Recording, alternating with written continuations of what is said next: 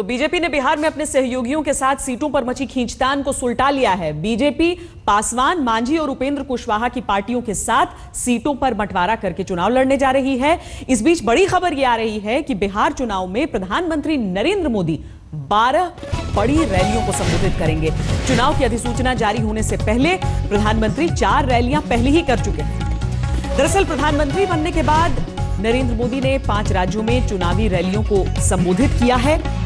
हालांकि इस वक्त गिनती के हिसाब से सबसे ज्यादा रैलियां जो हैं वो बिहार में ही वो संबोधित करने जा रहे हैं, और वो सभी जो अपनी सहयोगी पार्टियां हैं सबके लिए करेंगे। ऐसा नहीं है कि जो सीटें हैं जहां पर वो प्रचार करेंगे वहां से सिर्फ भारतीय जनता पार्टी के उम्मीदवार होंगे, ये भारतीय जनता पार्टी की तरफ से साफ किया गया है। हालांकि ब्रिजेश पांडे हमारे साथ, हमारे संवाददाता इस वक्त जुड़ रहे हैं। ब्रिजेश, क्या उन जगहों को लेकर कुछ अभी स्पष्ट है हमारे सामने कि कहां-कहां ये 12 बड़ी रैलियां होंगी? नहीं श्वेता, अभी जगहों को लेकर अभी कोई क्लैरिटी नहीं है। प्रधानमंत्री का प्रोग्राम अभी तय किया जा रहा है। हाँ, लेकिन हम ये कंफर्म कह सकते हैं कि प्रधानमंत्री चुनाव जब डिक्लेयर हो गए डेट, उसके बाद करीब 12 रैली करेंगे। और यदि एक आंकड़ों के हिसाब से देखें तो ये एक प्रधानमंत्री का ब्लिट्जक्रिग होगा, रैलीज का सीरीज होगा बिहार में। लगभग हर 4 दिन के बाद प्रधानमंत्री की एक रैली प्लान की गई है बिहार में। तो इसका एक और साफ मतलब निकलता है कि बिहार में तमाम लोकल नेताओं के बावजूद बीजेपी के लिए अभी भी ब्रह्मास्त्र बने हुए हैं प्रधानमंत्री नरेंद्र मोदी। जी, वाकई न सिर्फ प्रधानमंत्री बल्कि एक स्टार प्रचारक हैं अपनी पार्टी के लिए और लंबे समय से हैं। बहुत शुक्रिया ब्रिजेश इस पूरी बातचीत के लिए। लेकिन रैलियों का ऐलान इसलिए अब हो रहा है क्योंकि जो बड़ा सरदर्द था वो अब निपट चुका है। बिहार चुनाव के लिए एनडीए में सीटों का बंटवारा हो गया है। बीजेपी ने अपनी तीनों सहयोगी पार्टियों, एलजेपी, साथ ही कुशवाहा की पार्टी और मांझी की पार्टी, तीनों को सीटें दे दी हैं, विवादों को सुलझा लेने का दावा किया है। खबर लेकिन ये आ रही है कि कभी मांझी तो कभी पासवान ज्यादा सीटों को लेकर नाराज हो जा रहे हैं।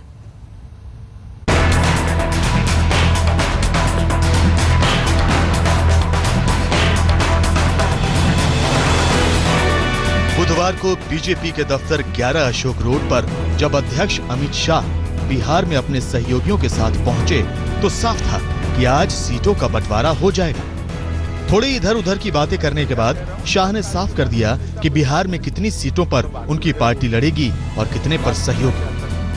टोटल 243 सीट्स जो है उसमें से भारतीय जनता पार्टी 160 सीट लड़ेगी, लोक जनशक्ति पार्टी 40 सीट लड़ेगी, राष्ट्रीय लोक समता पार्टी 23 सीट लड़ेगी, हिंदुस्तान अवाम मोर्चा 20 सीट लड़ेंगे।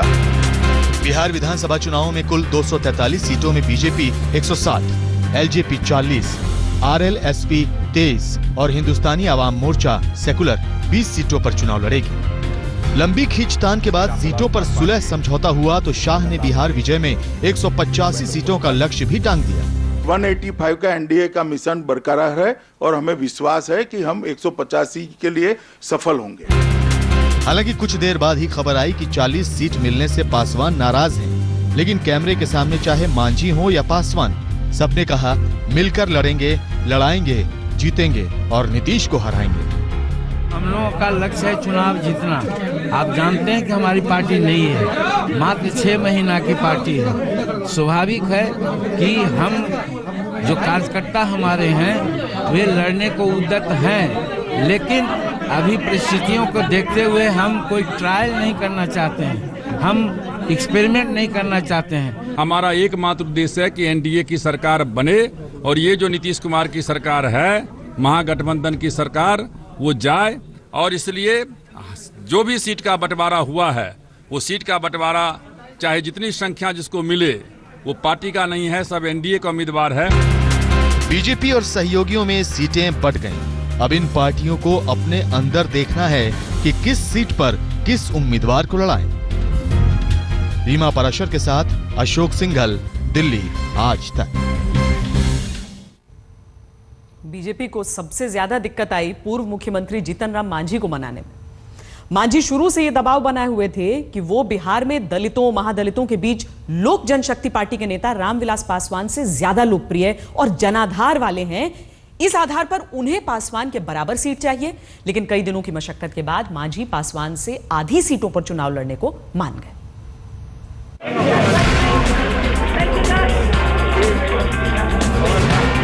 हिंदुस्तानी आवाम मोर्चा सेकुलर के अध्यक्ष और बिहार के पूर्व मुख्यमंत्री जीतन राम मांझी और बीजेपी अध्यक्ष अमित शाह ने एक दूसरे को मिठाई खिलाई, फिर मुस्कुराए, लेकिन मांझी की मुस्कुराहट में वो चमक नहीं जो उनके गम को छिपा सके।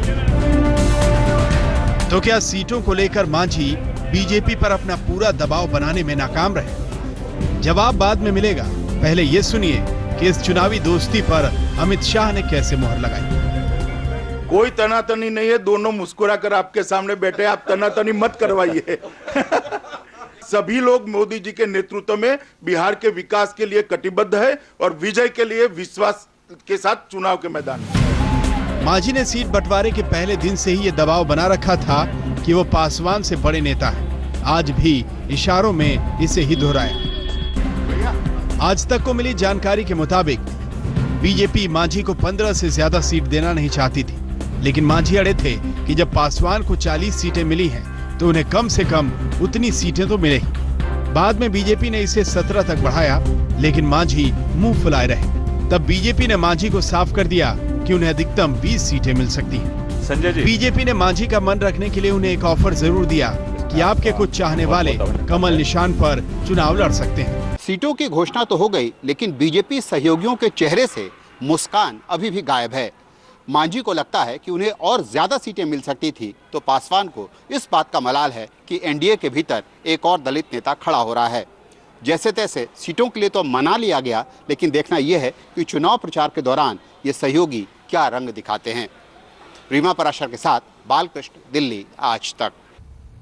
वैसे ये कोई नई बात नहीं है, क्योंकि शायद ही कोई ऐसा गठबंधन हो जहां पर सीटों के बंटवारे में सारी पार्टियों के चेहरे पर मुस्कान नजर आए। वो तो जीत के बाद पता चलेगा कि चेहरे पर मुस्कान किसकी टिकी रहती है। बहरहाल भारतीय जनता पार्टी, ऐसा बताया जा रहा है कि शुरू में मांझी को 15 सीटें ही देना चाहती थी, लेकिन मांझी का दबाव रंग लाया, उन्हें 20 सीटें मिल गईं। साथ ही उनके कुछ नेता बीजेपी के टिकट पर भी चुनाव लड़ सकते हैं। दरअसल अगर मांझी के साथ जनता दल यूनाइटेड से आए हुए उन विधायकों को देखें जो कि सिटिंग एमएलए हैं, तो उनकी संख्या इससे कुछ कुछ मेल खाती है। मांझी अगर बीजेपी को यहां तक झुकाने में कामयाब रहे हैं तो इसलिए कि उन्होंने खुद को महादलितों के नेता के रूप में प्रोजेक्ट कर लिया। चलिए, हमने कभी ऐसा नहीं किया कि आम और लीची न तोड़ सके और आधी रात को बिहार भवन से निकाल दे। आदित्य, ये उनका संस्कार है, हमारा संस्कार नहीं है। कल रात को मांझी जी को आधी रात को बिहार भवन छोड़कर निकलना पड़ा, ऐसा कभी भाजपा नहीं कर सकती। संजय जी, रविवार की रात जीतन राम मांझी को ये कहकर बिहार भवन में कमरा नहीं मिला कि आदर्श चुनाव संहिता लागू हो चुकी है और ऐसे में बाजार भाव से किराया देकर ही वो रह सकते हैं। इस मुद्दे को बीजेपी ने मांझी के बहाने ही दलित अस्मिता से जोड़ दिया, लेकिन जेडीयू ने कहा सब झूठ। गाइडलाइंस में पूर्ण किराए के साथ रहने का प्रावधान है। हम शिकायत नहीं करते, हम जनता से शिकायत करेंगे। अब बिहार में दलितों और महादलितों का समीकरण समझिए। बिहार में दलितों की कुल आबादी करीब 16% है, इसमें महादलित करीब 12% है। बिहार के दो दलित चेहरे मांझी और पासवान दोनों ही आज मोदी के साथ खड़े हैं, लेकिन मांझी को लगता है कि वो महादलित हैं और इसीलिए ज्यादा सीटों पर उनकी दावेदारी। लेकिन बीजेपी ने उन्हें 20 पर समेट दिया तो जेडीयू को चुटकी लेने का मौका मिला। नीतीश ने कभी सपने में भी नहीं सोचा होगा कि जिसे वो अपना तुरुप का पत्ता समझ रहे हैं, उसकी चाल उनके राजनीतिक विरोधी ही तय करेंगे। जीतन राम मांझी को जितनी बीजेपी की जरूरत है, मांझी भी बीजेपी के लिए उतनी ही बड़ी राजनीतिक मजबूरी है। सीटों के मुद्दे पर बीजेपी अगर झुकी भी तो सिर्फ और सिर्फ नीतीश कुमार को उन्हीं के गढ़ में भेदने के लिए। बीजेपी ने मांझी पर दांव आजमाया तो है, लेकिन उसे लगता है कि मोदी का नाम और लालू के जंगल राज का हवा उसका बेड़ा पार लगा देगा। कांग्रेस पर हमला अलग से। 12 लाख करोड़ रुपए का भ्रष्टाचार करने वाली कांग्रेस के साथ जाकर वो बिहार को भ्रष्टाचार मुक्त शासन देने का वादा कर रहे हैं। और जंगल राज ये शब्द जिनके शासन के कारण प्रसिद्ध हो गया और ये नाम स्वयं नीतीश कुमार जी ने एक जमाने में दिया था, वो लालू जी को साथ में लेकर वो अपराध मुक्त बिहार का वादा कर रहे हैं। बिहार की जनता समझ रही है। जवाब में कांग्रेस ने आरोप लगाया है कि बीजेपी पैसे से वोट खरीद रही है। आदरणीय नरेंद्र मोदी जी और श्री अमित शाह दोनों सरकारी मशीनरी का दुरुपयोग और मतदाताओं को खरीदने की कोशिश कर रहे हैं। शहमात का खेल शुरू हो चुका है। बीजेपी की तरफ से स्टार प्रचारक प्रधानमंत्री मोदी हैं और उनके पीछे कुशवाहा भी होंगे, पासवान भी होंगे और मांझी भी। दूसरी तरफ महागठबंधन नीतीश कुमार को अपना सेनापति बनाकर चुनावी समर में कूद पड़े। रीमा पाराशर के साथ अशोक सिंघल, दिल्ली आज तक। एनडीए गठबंधन में अगर मनमुटाव की बात होती है तो वो तो सूत्रों के हवाले से होती है, लेकिन आपको महागठबंधन के भीतर की क्या कुछ चल रहा है वो दिखाते हैं, और वो भी जो कि सबके सामने जाहिर है, जग जाहिर है। कांग्रेस के कर्णधार राहुल गांधी बिहार में कांग्रेस की चुनावी रैली का आगाज करने वाले हैं। 19 सितंबर को चंपारण में चुनावी रैली होगी उनकी, लेकिन इस रैली में लालू प्रसाद यादव नहीं होंगे। लालू ने भी साफ कह दिया है कि राहुल गांधी के साथ मंच साझा नहीं करेंगे, लेकिन लालू के बेटे राहुल की सभा में शिरकत करेंगे।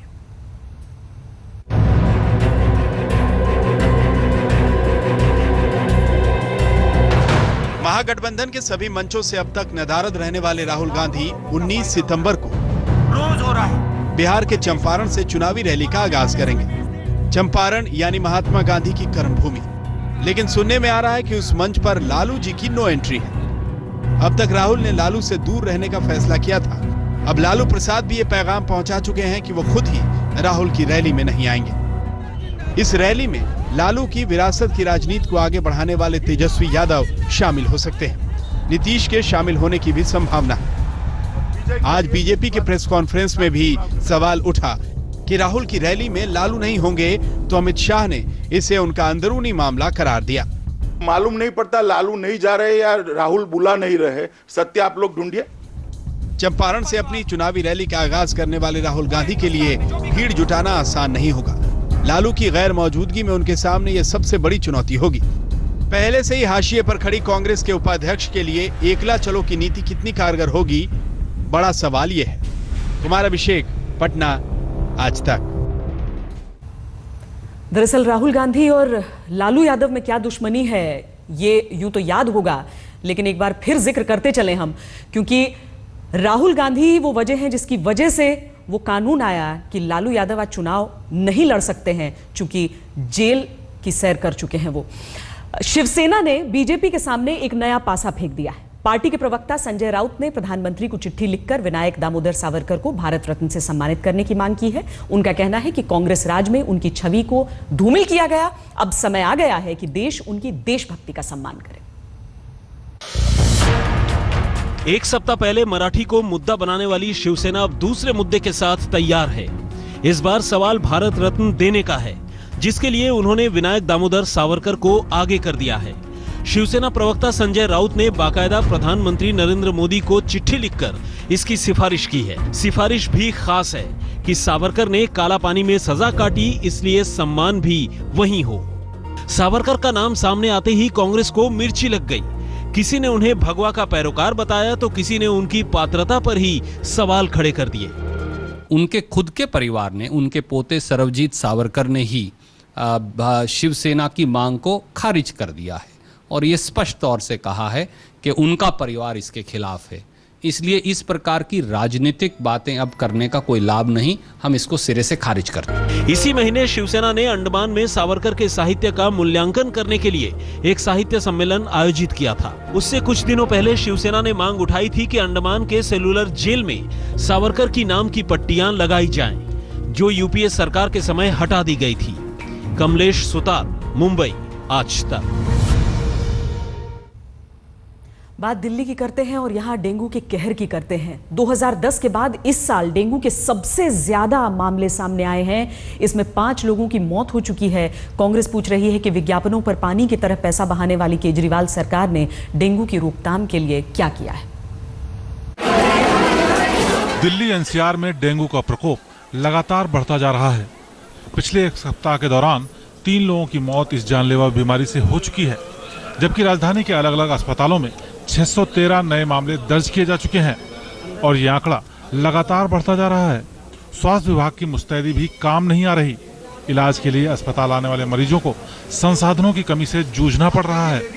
ज्यादातर अस्पताल के बेड मरीजों से अटे पड़े हैं, तो वहीं ओपीडी में इलाज के लिए भी लोगों को घंटों इंतजार करना पड़ रहा है। सोमवार को आरएमएल अस्पताल में इलाज कराने आए मरीज दर दर भटकने को मजबूर रहे। इमरजेंसी में पेशेंट को ले गई थी, वहाँ पे डॉक्टर ने इंजेक्शन लगा दिया, कह रहे ओपीडी में दिखाओ। ओपीडी में मेरा 322 नंबर है, 322 नंबर अभी 150 चल रहा है। मुझे कितनी देर बाद उनके सर में दर्द हो रहा है, चक्कर आ रहे हैं, मैं कैसे लेके जाऊँ उनको अंदर। मरीज अस्पताल परिसर में नीचे लेटने को मजबूर हैं और वहीं परिजन एक वार्ड से दूसरे वार्ड के चक्कर लगा रहे हैं। जैसे डॉक्टर के पास गए हैं, सारा जांच एक बार टेस्ट करके भी नहीं देखे उन्होंने। ये जांचना भी चाहिए कि इनको देखो मैडम, ये दाने आ रहे हैं, दाने का आने का मतलब है डेंगू आ रहा है।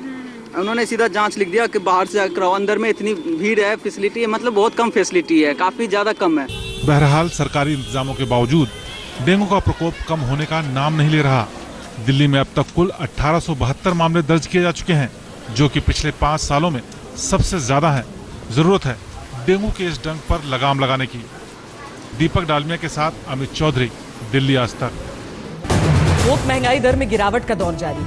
ये फिलहाल 0 से 4.95% नीचे आ गई है। इस हिसाब से आपकी रसोई घर में भी अच्छे दिन आने चाहिए, लेकिन आलम यह है कि प्याज ही नहीं, दाल भी आपका बजट बिगाड़ रही है।